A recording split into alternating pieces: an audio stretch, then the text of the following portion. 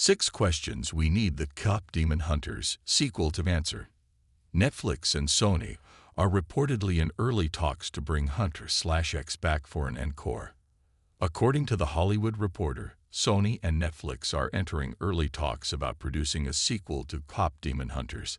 This is hardly surprising given the animated musical success, but knowing a follow-up is coming means we get to spend the next however many years speculating about what comes next. Spoilers ahead. Is Jinwoo alive? The question on just about everybody's mind is whether or not Jinwoo, the leader of the Saja Boys demon boy band, is gone for good. At the end of the first movie, Jinwoo sacrifices himself to save Rumi from Guema, the demon king. He uses his final words to tell Rumi that she gave him his soul back, and that he relinquished it to power her soul's word and help her defeat Guema for good. So is Jinwoo truly dead, or does he live inside his almost girlfriend's weapon? If it's the latter, I would not be surprised if a significant part of the next movie focuses on Rumi trying to find a way to set him free once more. Who is Rumi's father? We know pretty much nothing about Rumi's father beyond the fact that he was a full-fledged demon by the time he met her mother, a demon hunter a generation before Huntr/X.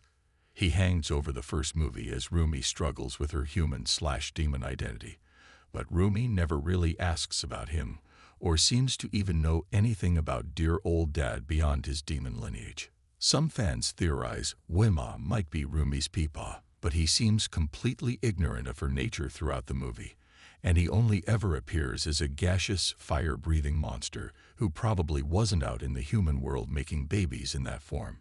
He can probably transform into a sexy hunk, the same way the Saja boys do, but the fact that Rumi is entirely an enigma to him despite bearing his marks does leave room for doubt. C. Unanswered questions. What happened to Rumi's mother? We know Rumi's mom, Myung Ryu, was a member of the musical demon hunter group, the Sunlight Sisters, and that she was very close with Soleil, Rumi's caretaker and mentor. Early in KPop Demon Hunters' development, a concept that wound up being scrapped was that Soleil would have secretly killed Rumi's mother, leading to a falling out between her and Huntr/X's lead singer. Obviously, the two don't part on great terms in the final film, but this idea adds dimensions to the relationship worth exploring, even if, according to artist Simon Baek, it's not official or canon. As such, we don't really know what happened to Rumi's mother, or how she ended up with her demon partner. A Netflix press release says she died in childbirth, but the movie doesn't say or explore that. Given that Rumi's heritage is the source of many of the movie's unanswered questions, I fully expect KPop Demon Hunters' sequel to focus on her learning more about both her parents, especially now that she is more accepting of her demonic side. Who wouldn't want to know more about where you came from after you've sufficiently unlearned the self-hatred your surrogate mother gave you?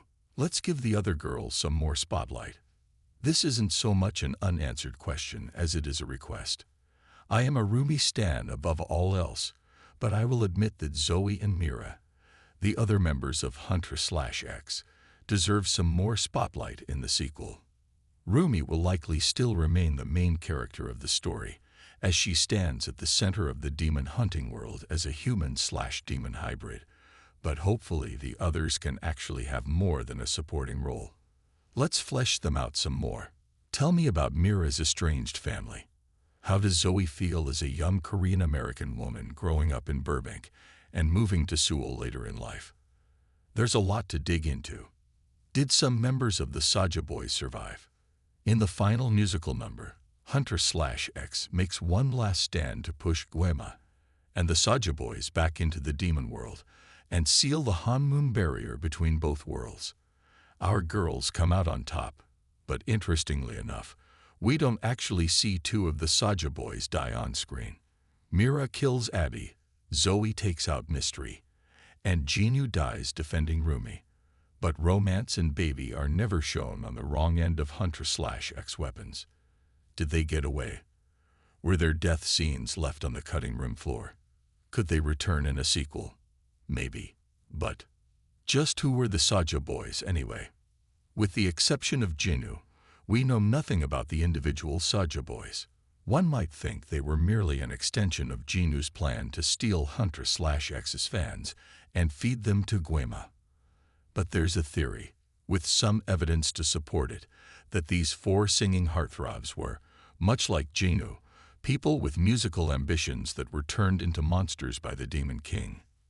When Huntr/X visits Healer Hand's clinic early in the movie, the doctor has several pictures with KPop groups, and some of them resemble the Saja Boys.